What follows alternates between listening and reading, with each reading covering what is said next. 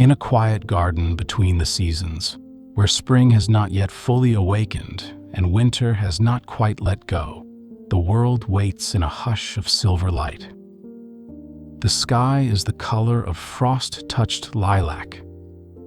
Beneath its gentle dome, the earth is breathing in slow rhythm.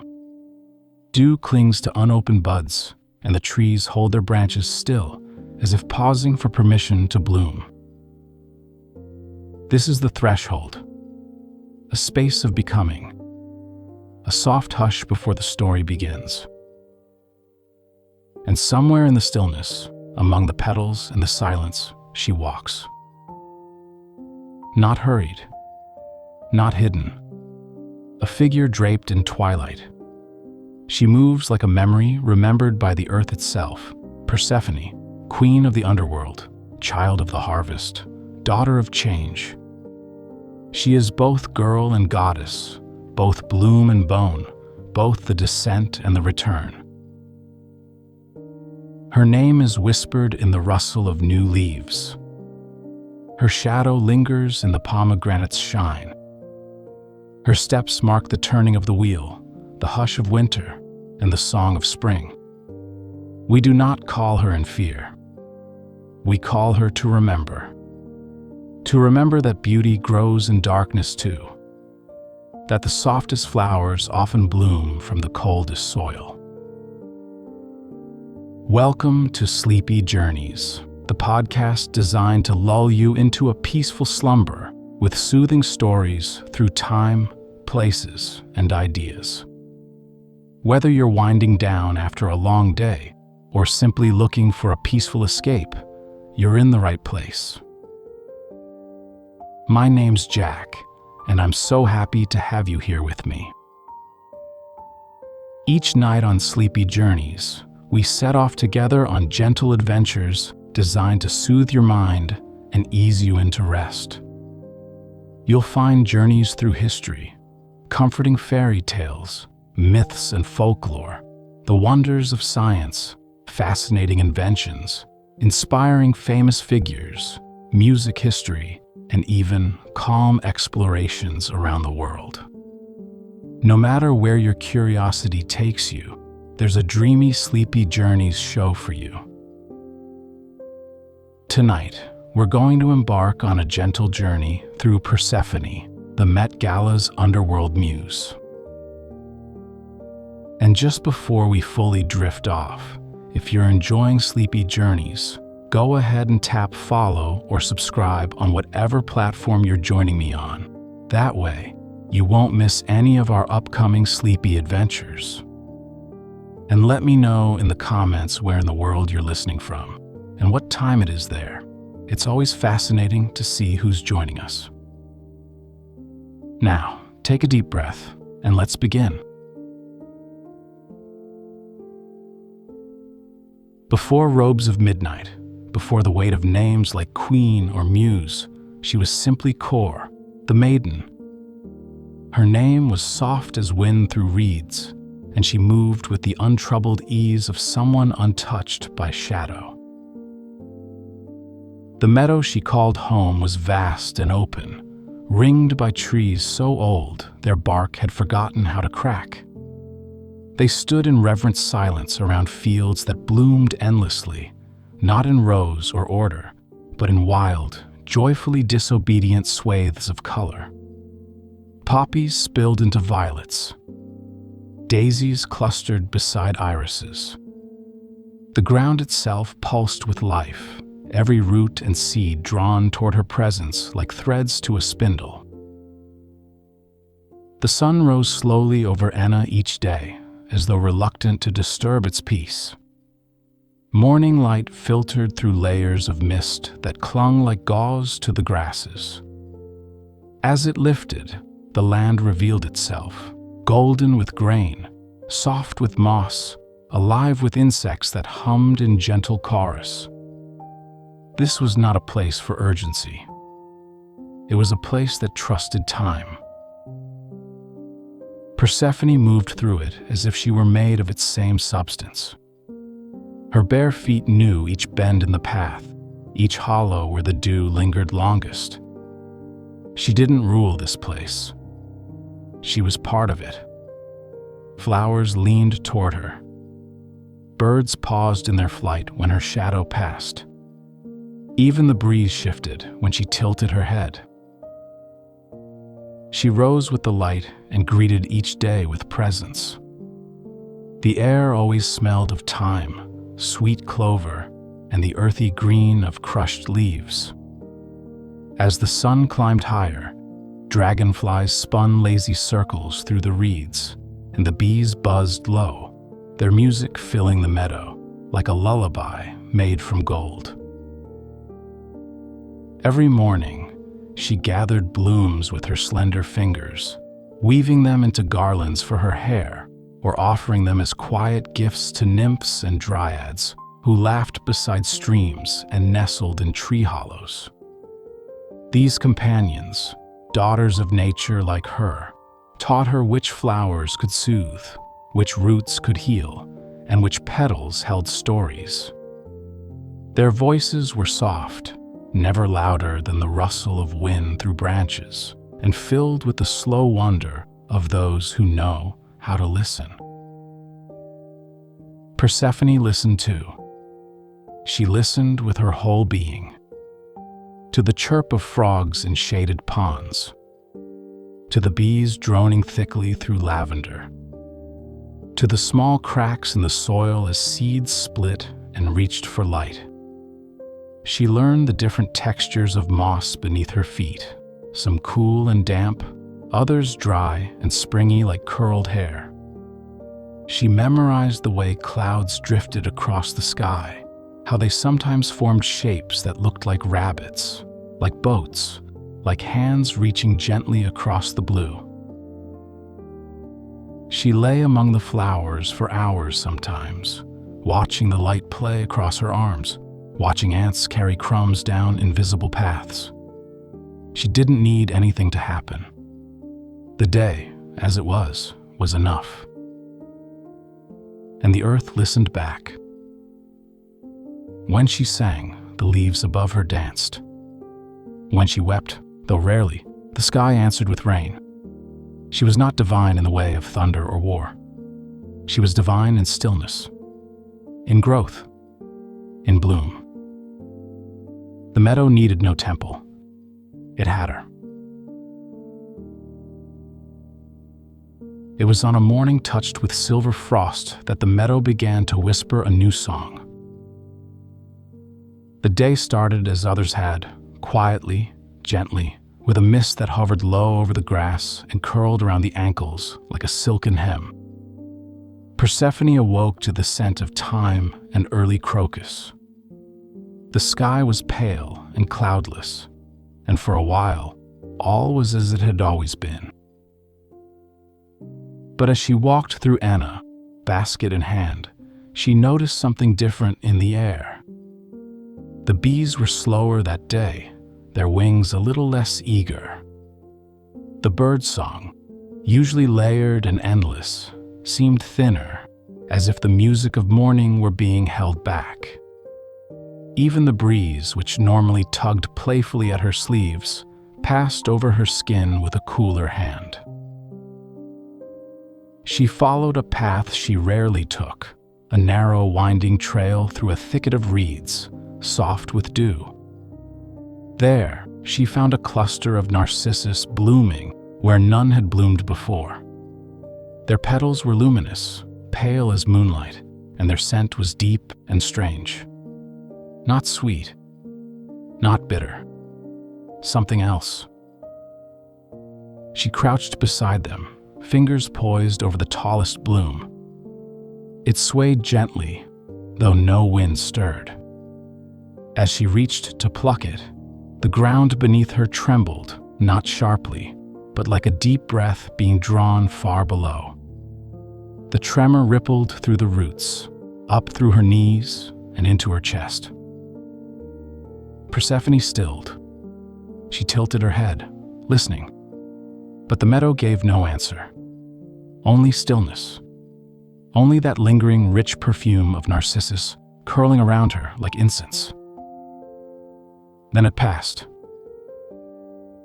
She straightened and picked the flower, adding it to her basket. But her steps, from that moment on, were quieter. She no longer sang to the flowers as she walked. Her eyes watched the edges of shadow. She looked, more than once, toward the distant trees, tall and unmoving, yet now seeming closer than before. Her mother, Demeter, noticed the change.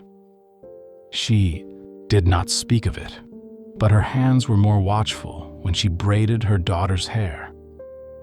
Her glances were longer when she passed her a bowl of pomegranate seeds. There was a pause in their rhythm, a silence between sentences.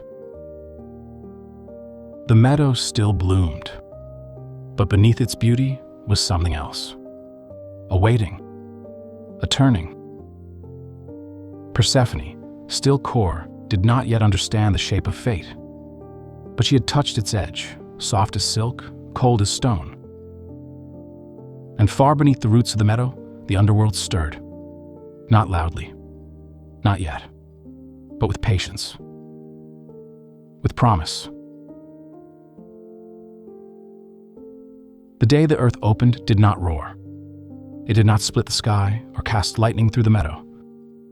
It happened quietly, almost gently. Persephone had wandered farther than usual, drawn again by the strange perfume of the narcissus. The flowers had spread overnight, clustering like pale stars across the hillside. The air was crisp and still. Even the birds, perched among blossoming branches, were quiet, as if holding their breath. She knelt beside the blooms and placed her basket on the grass. One flower stood taller than the rest, its pale white petals streaked faintly with gold, its center heavy with dew. She reached toward it, and the earth beneath her feet softened, like a silk sheet being drawn aside. The ground gave a slow, silent sigh, and in that breath, a path appeared, a path of polished stone, descending in a spiral as smooth as poured water. A chariot rose from the dark. Its frame gleamed with a quiet, dull luster, like moonlight on wet slate. It made no sound as it emerged, drawn by horses whose coats shimmered like coal dust in starlight. Their eyes were deep and steady, their breath curling softly in the cool air. Hades stood beside them in silence. His robes were deep charcoal, edged with threads of gold and obsidian. His presence was still, rather than heavy. He extended a hand. Not commanding, not grasping, simply waiting. Persephone looked at the hand, then into the chariot. She felt no wind, no pull, only a strange certainty, like the turning of a season. The same feeling she had the first time she realized flowers did not bloom forever. She stepped forward, one foot into the spiral, one hand into his. The moment she did, the path closed behind them. The meadow remained untouched. The petals of the narcissus swayed once, then stilled. No one cried out. No voice shattered the quiet. Above, the sky stayed pale. The trees kept their branches high. The world held its breath. And below, the wheels began to turn. The chariot moved with grace. The spiral carried them downward, deeper into silence. The air changed, warmer, richer, tinged with the scent of minerals and something older than time. Persephone did not ask where they were going. She already knew. She sat beside him, the flower still in her lap, its scent rising like a dream from the folds of her skirt. The meadow was gone, but she was not lost. She was beginning. The descent ended with a kind of quiet light, one that glowed from stone and shadow, from sconces that flickered with flame the color of pale gold. The chariot slowed, its wheels humming softly over polished obsidian, until it came to rest before a grand corridor carved from silence itself. Persephone stepped down, her foot landing on stones smooth as glass and cool as moonlit water. The air was different here, not heavy, but close. It carried the scent of pomegranate, myrrh, and something faintly floral, something familiar and distant, like a flower remembered from a dream.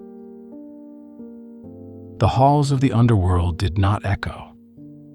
They received sound gently, as if cradling every footstep. Pillars rose high above her, shaped from dark marble veined with silver and blue.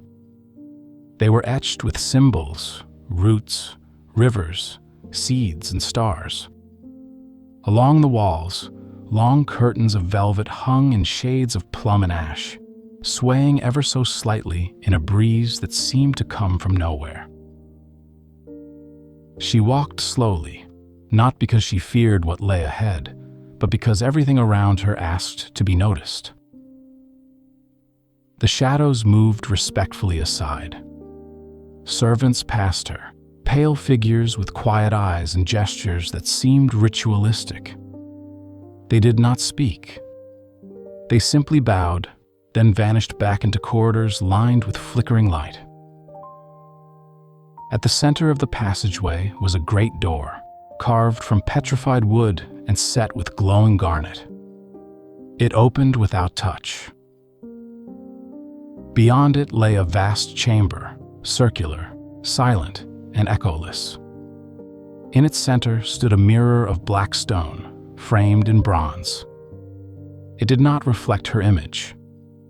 Instead, it shimmered faintly, showing swirls of deep color, violet, indigo, crimson, as though the surface held the essence of dusk itself. Persephone approached it slowly. Her hands, once filled with flowers, now hung loose at her sides. Her reflection did not meet her. Instead, the mirror offered a sense of passage, as though she were walking into herself, discovering something long hidden beneath her own name. She stood there for a long time, and the underworld waited with her. Not demanding, not judging, simply present. In that stillness, Persephone understood this was not the end of her story. It was the pause between chapters, a moment suspended in velvet, a breath held between bloom and fall. She turned from the mirror, her eyes calm. And as she walked deeper into the halls of shadow, her footsteps no longer echoed as those of a guest. They fell like those of someone home. The palace beneath the earth did not sing of grandeur. It whispered of it. Every stone, every curtain, every shadow seemed composed for stillness, as though the entire underworld breathed in a different rhythm, slower and more deliberate than the world above. Here, Persephone walked not as a prisoner, nor as a guest, but as one who was being remembered by the place itself. A robe awaited her. It hung in a silent chamber, laid across a low marble couch, folded with care and ancient intention. It was black, but not the black of mourning or fear. It was the black of midnight waters, of ink before words, of velvet skies untouched by dawn. And stitched into its hem were tiny flecks of gold and pale silver, forming constellations that shimmered softly with movement. The robe, though still, seemed to know her name. She lifted it in her arms. The fabric was heavier than any linen she had worn in the meadows, but it carried its weight like a hush. She placed it over her shoulders, and in that instant, something shifted within her. This robe did not erase her past. It did not silence the girl who had sung to bees and gathered violets.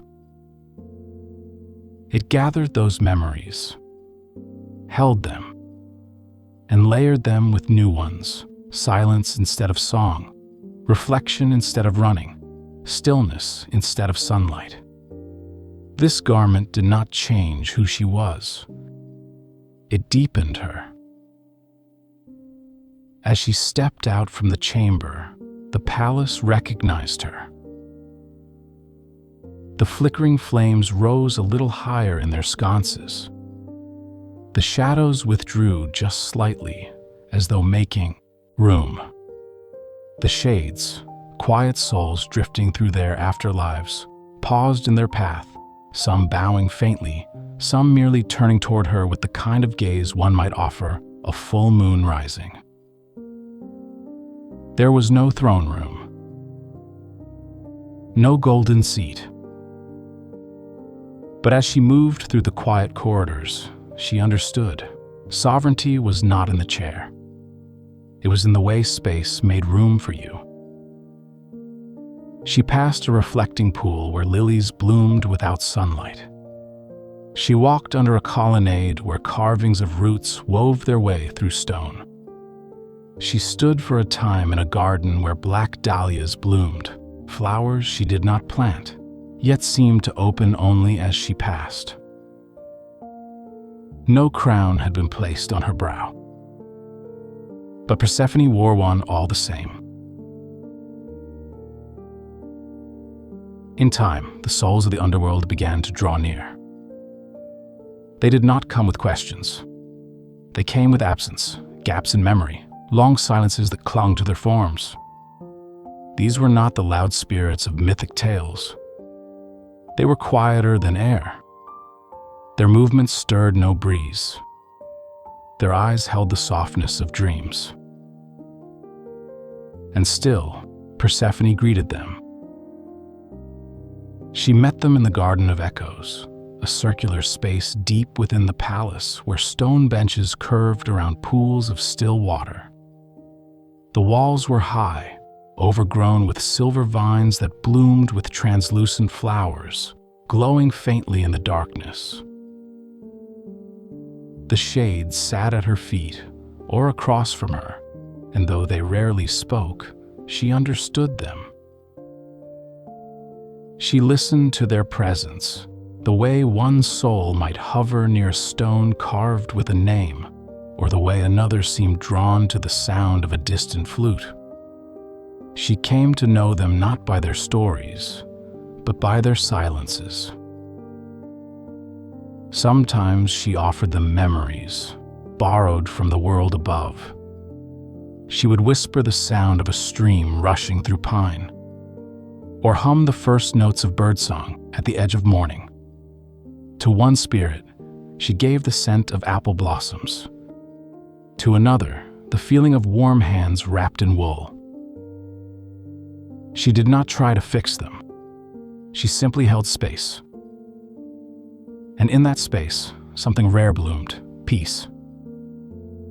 Even Hades watched from afar, letting her reign unfold without decree. He had ruled the realm with stillness. She ruled with attention. The shades began to leave tokens in her garden. A strand of hair, tied with ribbon. A smooth stone worn from memory. A scrap of cloth that fluttered when no wind passed. Each offering was received with the same grace. Persephone placed these gifts beside the lilies, or beneath the benches, or beside the garden gates, where the breeze from the river of memory slipped in through the ivy. And the souls, for all their wordless drifting, knew they were seen. There was one soul, faint and trembling, who came each dusk and knelt beside a half-crumbled statue. It never spoke. Its shape was dim, its outline soft and uncertain. But one evening, Persephone sat beside it, placing her hand on the stone. She sang no lullaby. She spoke no truth. She only stayed. And in that hour of shared silence, the spirit brightened. Just a little. Just enough. Another soul would circle the same bench each morning, restless, unsure.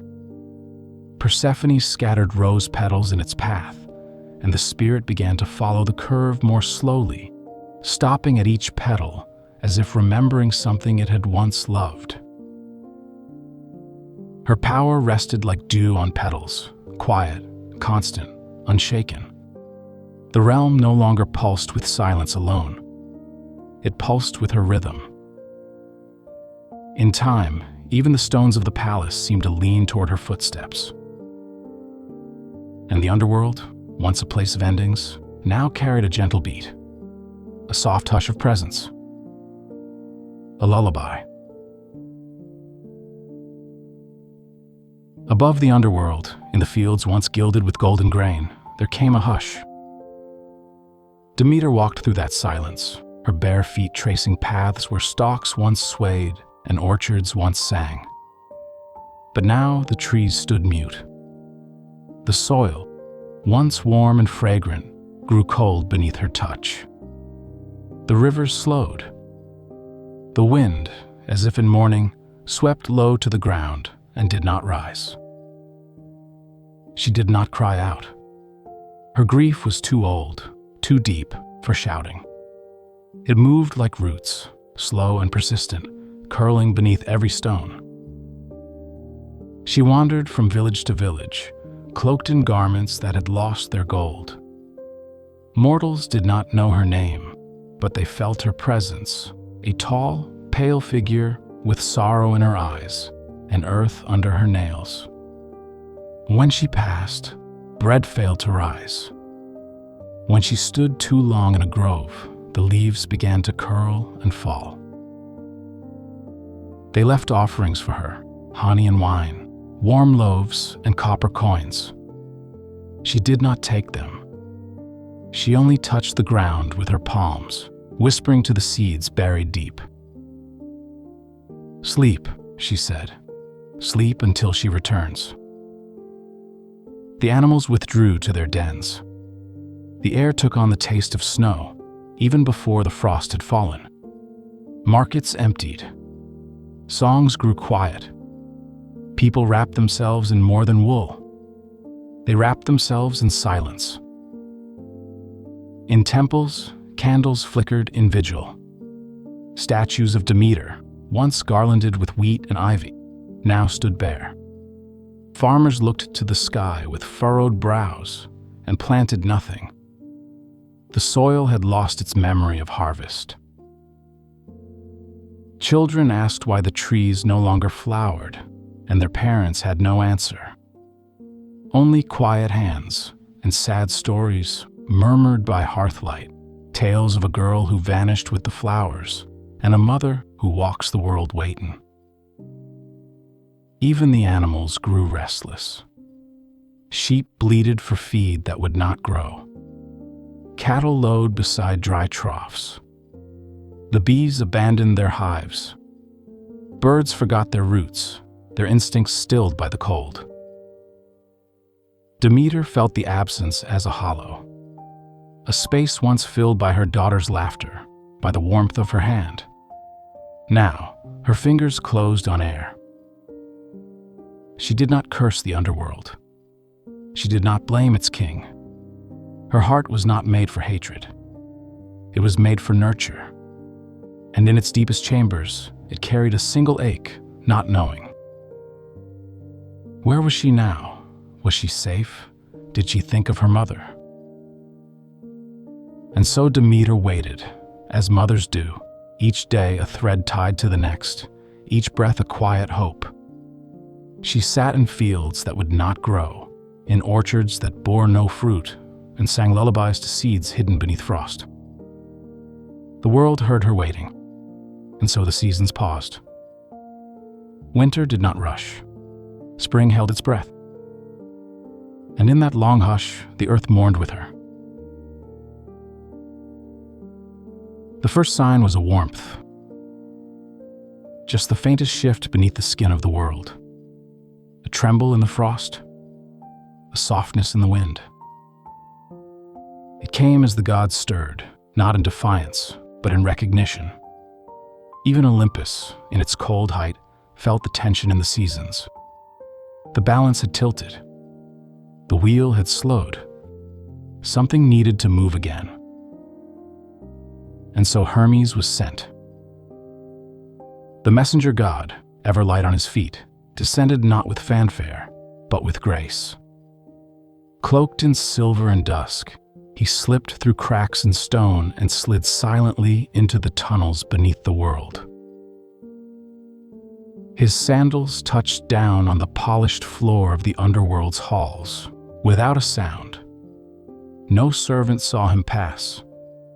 No flame flickered in alarm.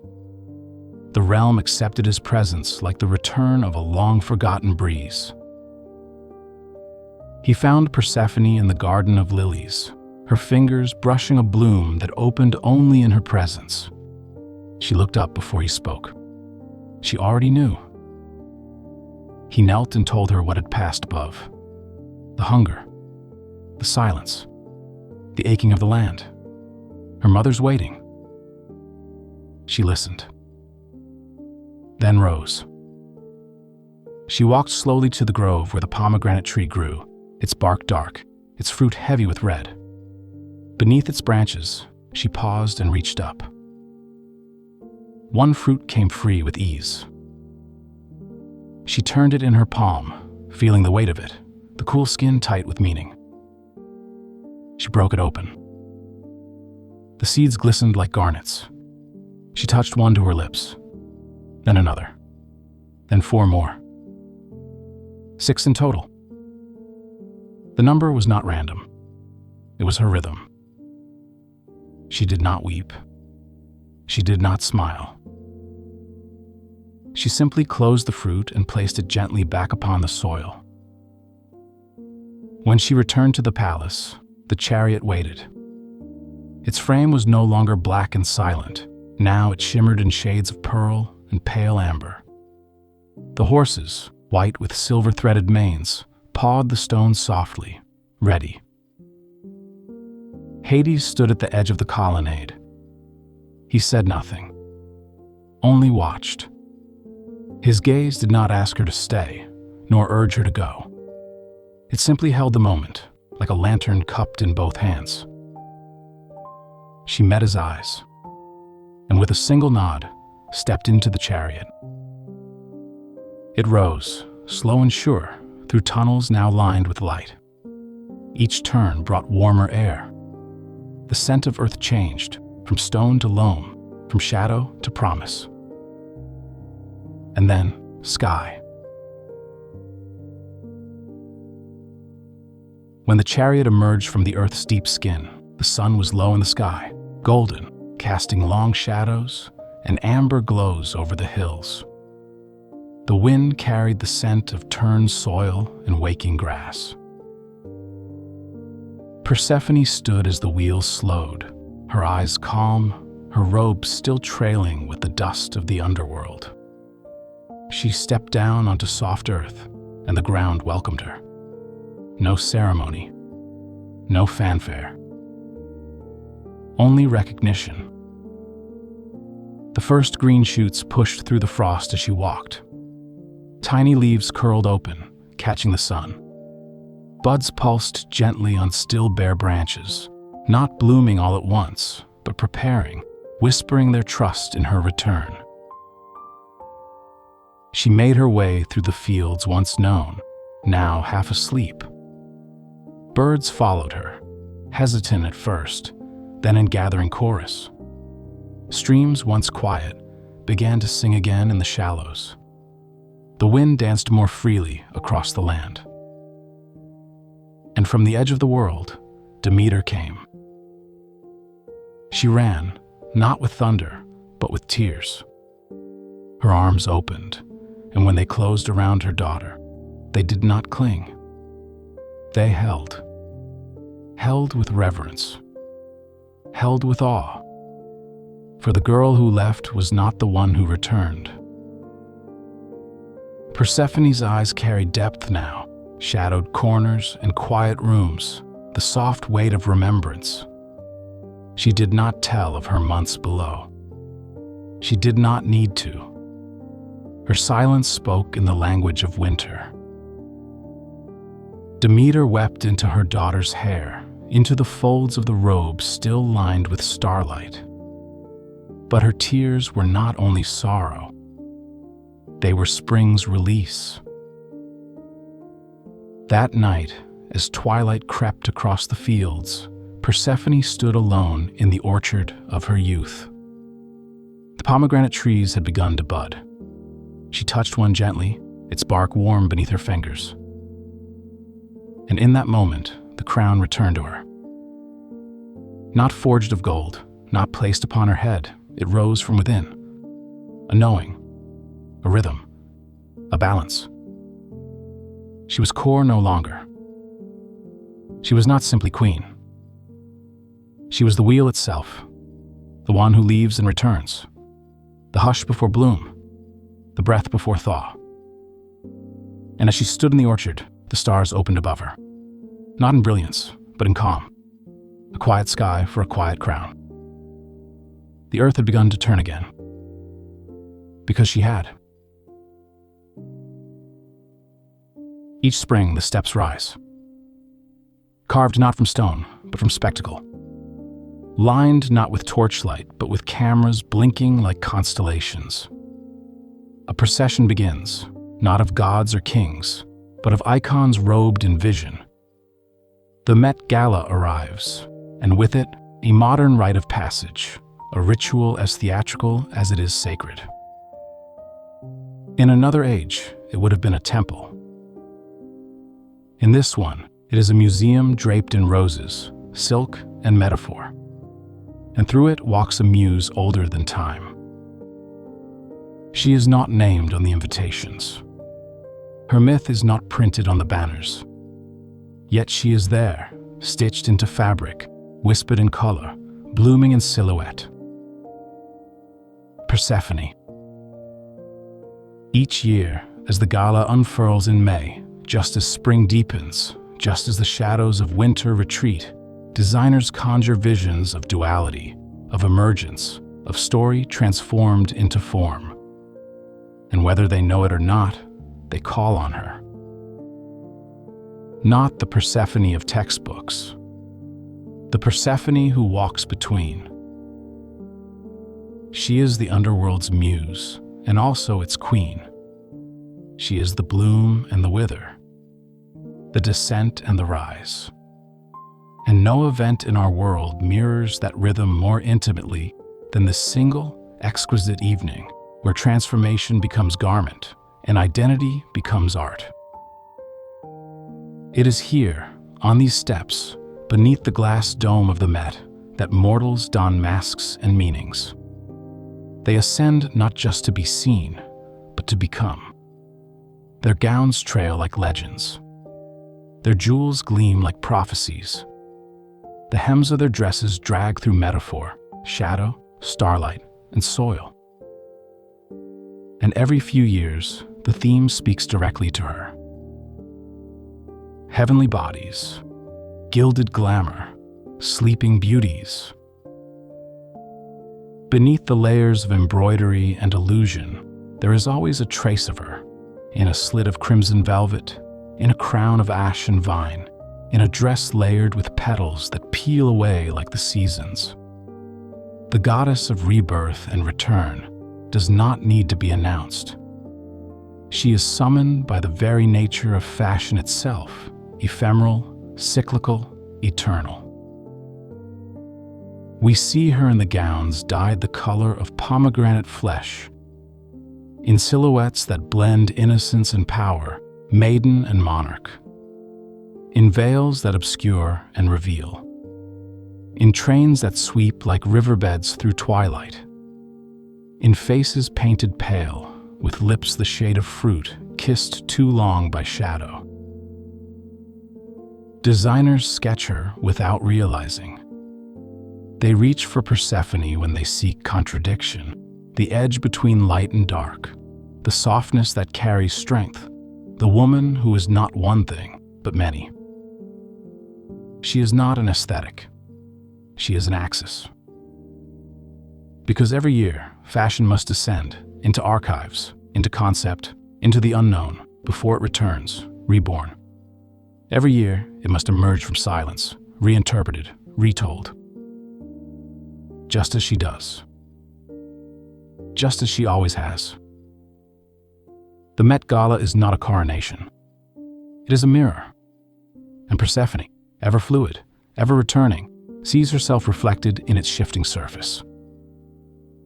Some years she is bold, in sculpted gold, with shoulders bare and gaze direct. Other years she is shy, in silks that whisper, in petals that seem stitched by moonlight. Sometimes she walks in florals so delicate they seem to be blooming for the first time. Other times she is fire and stone, wrapped in silhouettes that echo caves and roots and ancient iron. And she is not alone. The Muses walk with her, layered in references to ancient pantheons and modern reinventions. The fashion itself becomes myth. A gown shaped like a poppy, blooming from waist to floor. A cape etched with embroidery of vines, wrapping the figure like a forest in winter.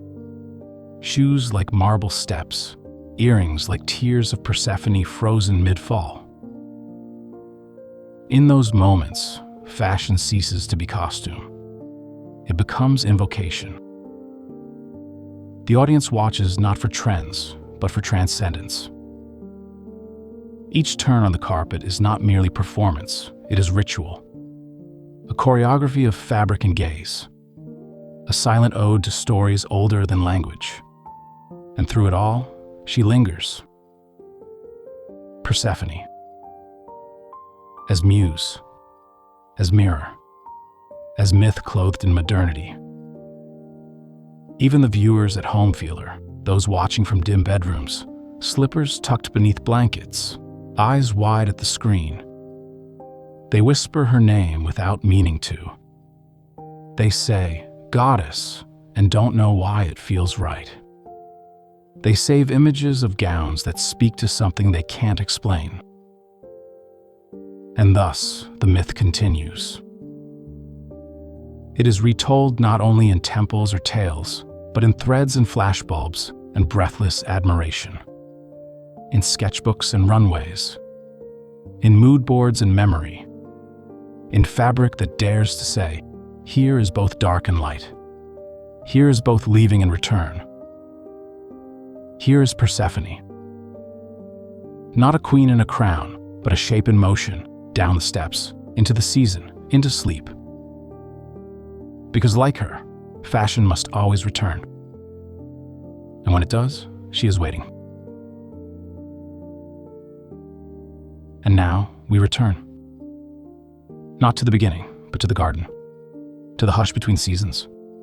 To that tender place where frost clings to the roots and blossoms begin to stir. The light is softer now.